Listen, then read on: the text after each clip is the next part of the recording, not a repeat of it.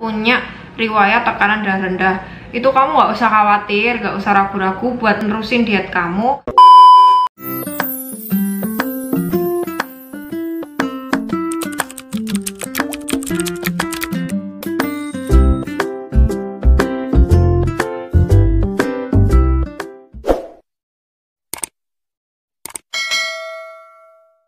Assalamualaikum warahmatullahi wabarakatuh. Welcome back to my YouTube channel.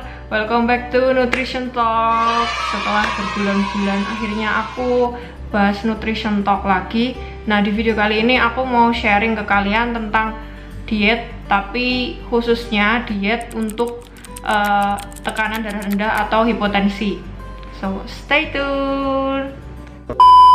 Jadi sebelum aku membahas tentang diet hipotensi atau diet untuk tekanan darah rendah, aku mau membahas dulu arti kata diet itu apa, karena masih ada beberapa orang yang salah paham apa arti kata diet itu sendiri. Nah, diet itu artinya bukan cuma usaha seseorang untuk menurunkan berat badan, tapi diet itu artinya luas. Diet itu berarti mengatur asupan makan seseorang karena tujuan tertentu. Contohnya mempertahankan berat badan ideal. Kayak tadi, jadi menurunkan berat badan atau menambah berat badan. Tapi diet juga bisa berarti aturan makan yang dianjurkan oleh dokter atau konsultan gizi karena penyakit yang sudah diderita sebelumnya. Misalnya penyakit diabetes mellitus, dietnya diet DM. Penyakit gagal ginjal kronik, dietnya diet rendah protein. Penyakit hipertensi, dietnya rendah garam. Nah, tadi arti kata diet udah. Sekarang kita masuk ke topik utama, yaitu membahas diet hipotensi atau diet tekanan darah rendah. Tapi sebelumnya aku mau jelasin dulu ke kalian apa itu hipotensi atau tekanan darah rendah. Jadi, tekanan darah rendah atau hipotensi adalah kondisi seseorang di mana nilai tekanan darahnya itu di bawah normal. Nah, normal dari nilai tekanan darah rendah itu 120/80 mmHg. Tapi ada beberapa orang yang mengalami hipotensi atau tekanan darah rendah karena perubahan posisi. Seperti misalnya kamu lagi rebahan, terus habis itu tiba-tiba duduk atau berdiri, kamu ngerasa pusing, kunang-kunang, itu juga disebut hipotensi, namanya hipotensi postural. Nah, hipotensi itu disebabkan oleh beberapa faktor. Salah satunya kekurangan nutrisi. Jadi tujuan dari diet hipotensi ini untuk memenuhi nutrisi yang kurang itu biar tekanan darah rendahnya nggak semakin parah.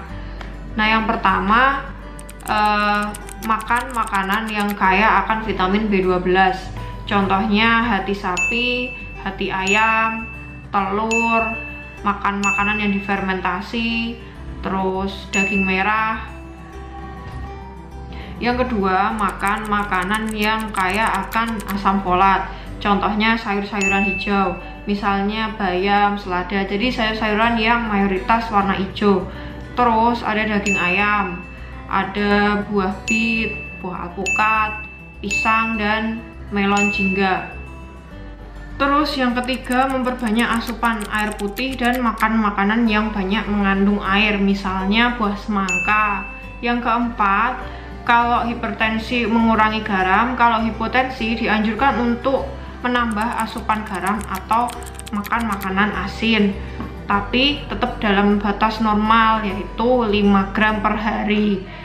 Yang keenam, itu minum minuman berkafein kayak teh, kopi, terus coklat. Tapi ini cuma berlaku sementara waktu. Jadi kalau misalnya kamu pengen cepet-cepet balik normal tekanan darahnya, bisa langsung minum teh atau minum kopi atau minum coklat. Dan nggak dianjurkan minum minuman berkafein di malam hari. Jadi sebaiknya diminum di siang hari atau di pagi hari aja. Terus yang ketujuh, makan makanan dengan porsi kecil tapi sering. Nah, yang terakhir, menghindari atau mengurangi makanan yang tinggi karbohidrat atau karbohidrat olahan, misalnya nasi putih, roti putih atau roti tawar, kentang goreng atau kentang crispy. Jadi lebih dianjurkan makan makanan karbohidrat utuh, misalnya oatmeal, terus kentang rebus, terus jagung, singkong, ketela, dan lain-lain yang masih belum banyak diolah lebih lanjut. Terus misalnya nih, kamu pengen diet yang mempertahankan berat badan ideal, entah itu naikin atau nurunin, tapi kamu punya riwayat tekanan darah rendah, itu kamu nggak usah khawatir, nggak usah ragu-ragu buat nerusin diet kamu. Yang penting kamu tetap ngelihat makanan yang dianjurkan dan makanan yang perlu dihindari buat orang-orang yang memiliki riwayat tekanan darah rendah yang tadi udah aku jelasin sebelumnya. Jadi tetap semangat buat dietnya, semoga bisa tetap mempertahankan berat badan ideal kamu.